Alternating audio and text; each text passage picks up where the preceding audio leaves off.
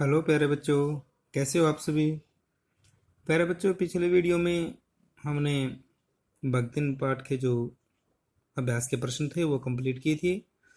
तो आज हम इसके बिल्कुल जो छोटे प्रश्न हैं, ऑप्शन वाले जो हमारे पेपर में आते हैं, हम उनको करेंगे।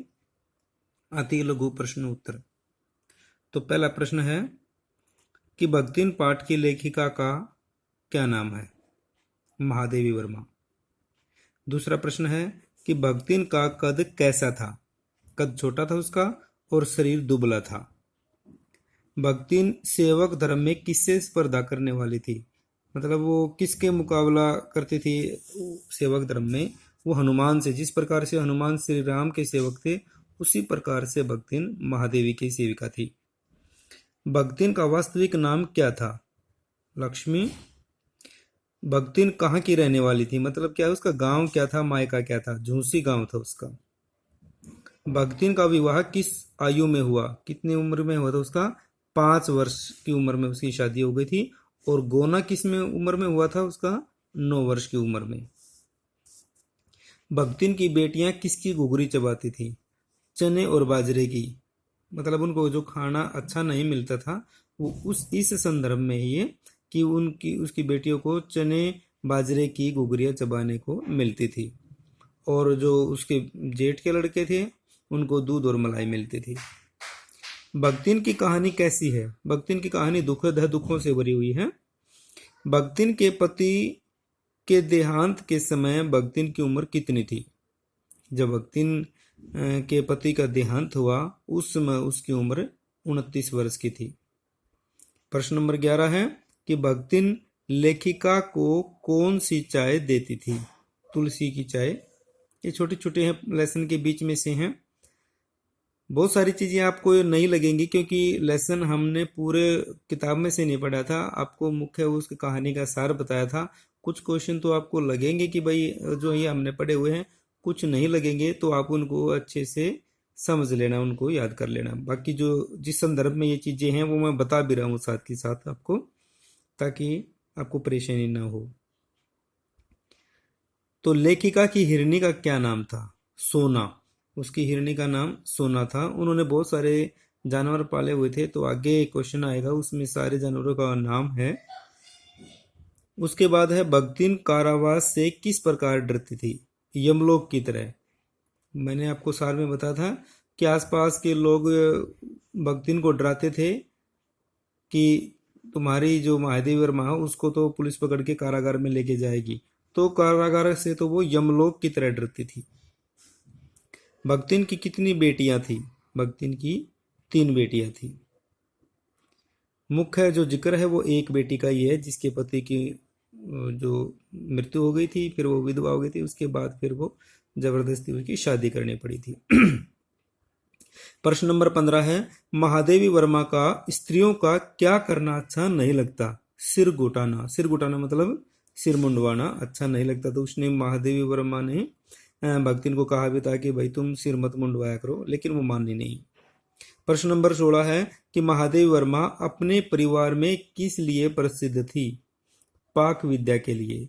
ये कब की संदर्भ में आता है कि जब लेखिका के पास आती है महादेवी वर्मा और वो खाना बनाती है, तो कहती है कि अपने परिवार में खाना बनाने में मैं भी पारंगत थी। पाक विद्या का मतलब क्या होता है, खाना बनाने की जो कला है। तो अपने परिवार में मैं थी, लेकिन यहाँ मेरी भी उस्ताद आ गई और इसने तो मेरे को भी मतलब अपने जैसा बना दिया। अजिया ससुर किसे कहते हैं। ये शब्द आता है वहां पे, अजिया ससुर। ये कंफ्यूज करने वाला शब्द सा थोड़ा सा। पति के दादा को या ससुर के पिता को, जो पति है उसका दादा हो या जो ससुर है उसका पिता हो, एक ही बात है, तो उसको अजिया ससुर कहते हैं। भक्तिन की जेठानियां बैठकर कैसी चर्चा करती थी। लोक चर्चा। क्योंकि काम तो करना पड़ता था किसको, भक्तिन को और उसकी लड़कियों को। और भक्तिन की जो जेठानियां हैं वो क्या करती थी, वो बैठकर चुगली चपाटी करती थी। लोक चर्चा का मतलब क्या था, इधर उधर की बातें करना कि वो ऐसा है वो ऐसा है, उसको लोक चर्चा बोलते हैं, चुगली। जिठोत का क्या अर्थ है। ये आता है उस लेसन में। जिठोत का मतलब क्या है, जेठ का लड़का। ये तो आप समझ गए कि जेठ के लड़का किसके लिए प्रयोग हुआ है, और क्योंकि बार बार इस शब्द का हम प्रयोग करते आए हैं जी, उसको जिठोत बोलते हैं। जिठोत का साला क्या काम करता था? क्या करता था? उसके जेठ के लड़के का साला तीतरबाज था, मतलब आवारा था, कुछ काम धंधा नहीं करता था। प्रश्न नंबर 21 है कि भगतिन की वेशभूषा में किसका मिश्रण था? गृहस्थ और वैराग्य का। वो घरेलू वेशभूषा भी थी उसकी कुछ, और कुछ वैराग्य भी थे। ऐसा लगते थे कि वो साधुओं जैसी कुछ वेशभूषा भी पहनती थी। प्रश्न नंबर 22 है कि भगतिन किससे डरती थी? कारावास या जेल से? ये पहले भी आ चुका था क्वेश्चन। भगतिन के प्रभाव से लेखिका आज है कैसी बन गई थी? देहातिन बन गई थी। क्वेश्चन आता है कि भगतिन के आ जाने से लेखिका अधिक देहातिन कैसे हो गई थी? ये क्वेश्चन आता है अभ्यास का, तो वही बात है यहाँ पे। प्रश्न नंबर 24 है कि लेखिका ने भगतिन का नामकरण क्या देखकर किया? नामकरण है ये, मतलब उसका नाम क्या देख के उसका नाम भगतिन रखा था? तो उसके गले में कंठी माला थी, उसको देखकर उसका नाम भगतिन रखा, जब वो शुरुआत में उसके पास नौकरी लेने के लिए आती है। प्रश्न नंबर 26 है तीर्थ गए मुंडाए सिद्ध, यह उक्ति किसकी है? ये किसने कही थी यह बात कि तीर्थ गए मुंडाए सिद्ध, अर्थात सिर मुंडवाना तो तीर्थ जाने के बराबर है। तो ये भगतिन ने कही थी, और वो कहती है कि ये चीजें शास्त्रों में लिखी हुई है, लेकिन महादेवी बताती है कि कहीं शास्त्रों में नहीं लिखी हुई है, इसकी खुद की अपनी बनाई हुई थी। प्रश्न नंबर 26 है कि लेखिका क्या पढ़ते पढ़ते शहर और देहात के जीवन का अंतर समझती थी? ये बहुत इंपॉर्टेंट क्वेश्चन है। न्याय सूत्र। न्याय सूत्र एक पुस्तक का नाम है, दर्शन है। हमारे जो भारत में 6 दर्शन हैं उनमें से एक न्याय सूत्र भी है। गौतम ऋषि इसके लेखक हैं। तो उस पुस्तक को पढ़ते पढ़ते वह गांव और शहर के जीवन का अंतर समझती थी। प्रश्न नंबर 27 है कि महादेवी के तकिए पर कौन सिकुड़ कर सो जाया करती थी? उसकी गोधूली, गोधूली बिल्ली का नाम था, वो बिल्ली उसके तकिए पर सिकुड़ कर सो जाया करती थी।